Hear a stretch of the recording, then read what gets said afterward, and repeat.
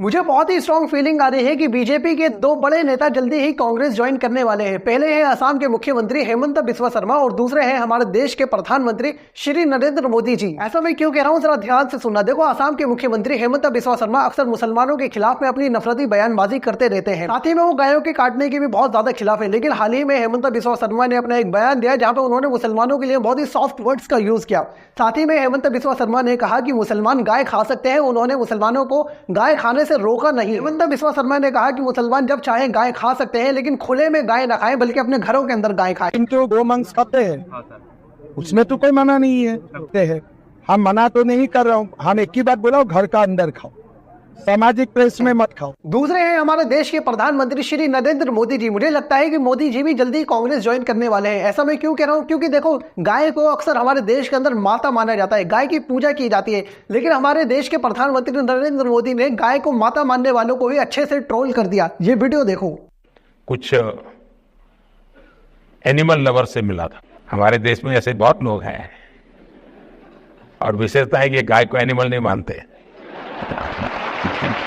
मुझे लगता है कि बीजेपी के ये दो बड़े नेता जल्दी ही कांग्रेस ज्वाइन करने वाले हैं, हेमंत बिस्वा शर्मा भी और हमारे देश के प्रधानमंत्री नरेंद्र मोदी। ये तो मजाक वाली बात हो गई, लेकिन इन बयानों से आप लोग एक बात का पता लगा सकते हैं कि गाय का नाम लेकर किस तरह से हिंदुओं को बेवकूफ बनाया जाता है और हिंदुओं की आस्था के साथ में किस तरह से खिलवाड़ किया जाता है।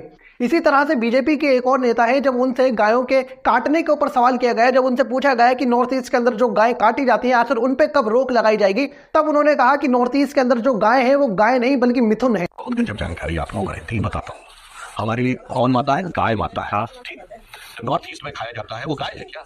नहीं, उसका नाम है मिथुन। ये तो वही वाली बात हो गई कि इंडिया के अंदर जो लोग रहते हैं सिर्फ वही इंसान है और अफ्रीका के अंदर जो लोग रहते हैं वो इंसान ही नहीं है। अरे सर, क्या फर्क पड़ता है? गाय चाहे दिल्ली की हो, केरल की हो, तमिलनाडु की हो या फिर नॉर्थ ईस्ट की हो, गाय गाय है, चाहे वो कहीं की भी हो। इसी वजह से अगर आपको गाय के काटने के ऊपर रोक लगानी है तो पूरे इंडिया के अंदर लगाइए। ऐसा नहीं कि सिर्फ आप नॉर्थ इंडिया के अंदर लगा रहे हैं और नॉर्थ ईस्ट इंडिया के अंदर आप लोग अलाउ कर रहे हैं। यही नहीं, बीजेपी के एक और बड़े मंत्री नितिन गडकरी का भी बीफ एक्सपोर्ट करने वाली कंपनी से एक कनेक्शन सामने आया था, जिसकी रिपोर्ट कारवान मैगजीन के अंदर छपी थी। और जब इस रिपोर्ट का खुलासा एक यूट्यूबर ने किया तो उस यूट्यूबर के ऊपर 55 करोड़ रुपए का एक डिफेमेशन केस लगा दिया गया। साफ तौर पे देखा जा सकता है कि गाय का नाम लेकर किस तरह से हिंदुओं को बेवकूफ बनाया जाता है, उनकी आस्था के साथ में खेला जाता है, उनसे वोट मांगा जाता है। सही मायनों में तो नेताओं को गाय की कुछ भी परवाह ही नहीं है, बल्कि इनको सिर्फ गाय के नाम पर अपनी राजनीति चमकानी है, गाय के नाम पर लोगों से, हिंदुओं से उनका वोट मांगना है और कुछ भी